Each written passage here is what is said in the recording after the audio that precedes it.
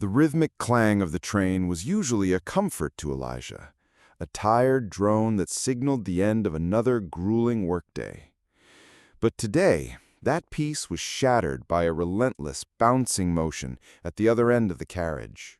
A small child, no older than 6 or 7, was using the train seats as her personal trampoline, oblivious to the glares and hushed murmurs of the other passengers.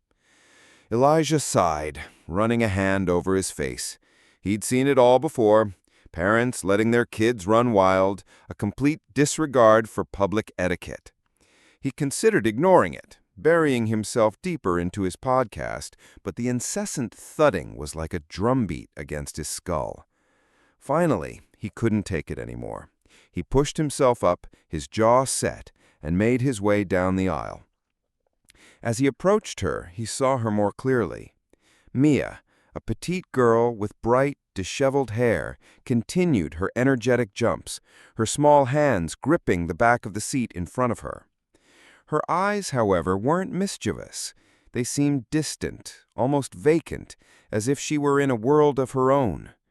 Elijah cleared his throat, a sound that usually commanded attention.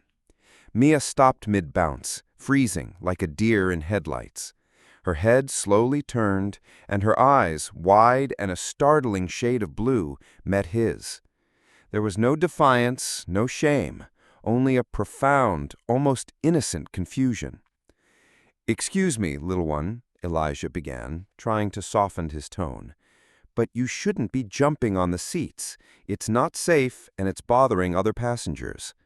Mia didn't respond. She just stared at him, her lips slightly parted, a tiny tremor running through her small frame.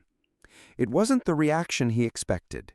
Instead of a defiant pout or a quick apology, there was a raw vulnerability that tugged at something deep within him. He noticed a small, colorful bracelet on her wrist, almost hidden by her sleeve, with tiny, almost illegible writing. Before he could process it, a frantic voice cut through the air. "Mia! Oh, thank goodness!" A woman, Emily, rushed down the aisle, her face etched with panic and relief. She scooped Mia into her arms, hugging her tightly. Mia clung to her mother, burying her face into Emily's shoulder, a soft whimper escaping her lips. Emily looked up at Elijah, her eyes tear-filled. "I am so sorry," she whispered, her voice cracking. She got away from me for a second. I just turned my back to get her bottle, and she was gone." Elijah felt a knot of shame tighten in his stomach. He'd misjudged, and badly. "No, please, it's all right," he stammered, feeling his cheeks flush. I didn't realize." Emily managed a weak smile, gently stroking Mia's hair. "Mia has a sensory processing disorder," she explained, her voice softer now. "Sometimes when she's overwhelmed or feeling anxious, she needs to move, to feel the impact. The jumping, it helps her regulate." Elijah's heart sank. He looked at Mia, still clinging to her mother, and saw not a naughty child, but a vulnerable one, navigating a world that often felt too loud, too bright, too much.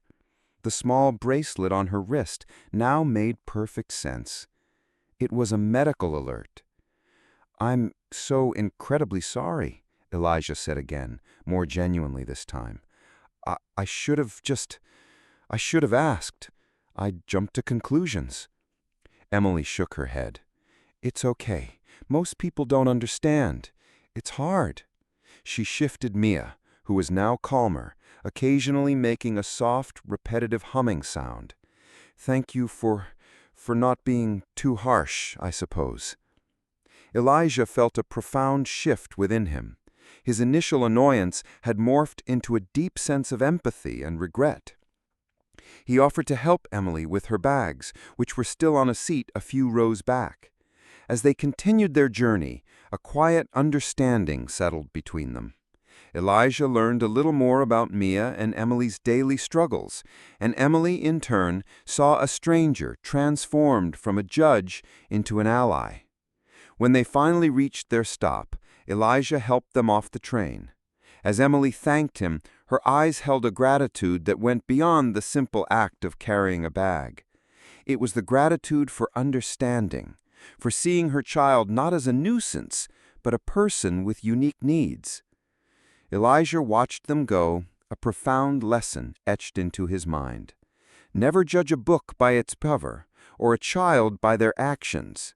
Sometimes the most challenging behaviors hide the most vulnerable hearts, and a little understanding can change everything.